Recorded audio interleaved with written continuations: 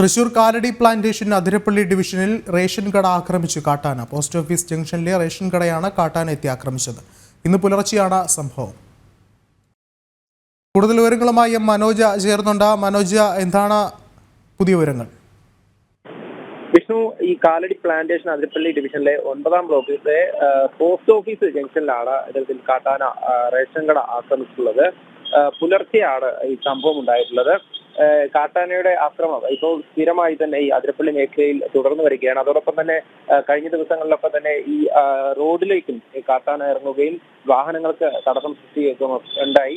ഇതുമായി ബന്ധപ്പെട്ട് വനപാലകർ ഈ കൃത്യമായിട്ടുള്ള ഇടപെടൽ നടത്തണം എന്നത് തന്നെയാണ് ഈ നാട്ടുകാരുടെയൊക്കെ ആവശ്യം. കാരണം ആന ഇറങ്ങുമ്പോൾ കൃത്യസമയത്ത് അവിടെ വനപാലകർ എത്തേണ്ടതും അതോടൊപ്പം ആനയെ തുരത്തേണ്ടതും ചെയ്യണം എന്നാണ് നാട്ടുകാരും ആവശ്യപ്പെടുന്നത്. എന്തായാലും സ്ഥിരമായി ഇത്തരത്തിൽ ഈ കാട്ടാനയുടെ ശല്യം ഈ പ്രദേശത്ത് രൂക്ഷമാണ്. അതിരപ്പള്ളി മാത്രമല്ല, ഈ മറ്റ് മേഖലയിലും വാഴച്ചാൽ മേഖലയിലും ഒക്കെ തന്നെ ഈ കാട്ടാന ശല്യം രൂക്ഷമായി കൊണ്ടിരിക്കുന്ന ഒരു സാഹചര്യമാണ്.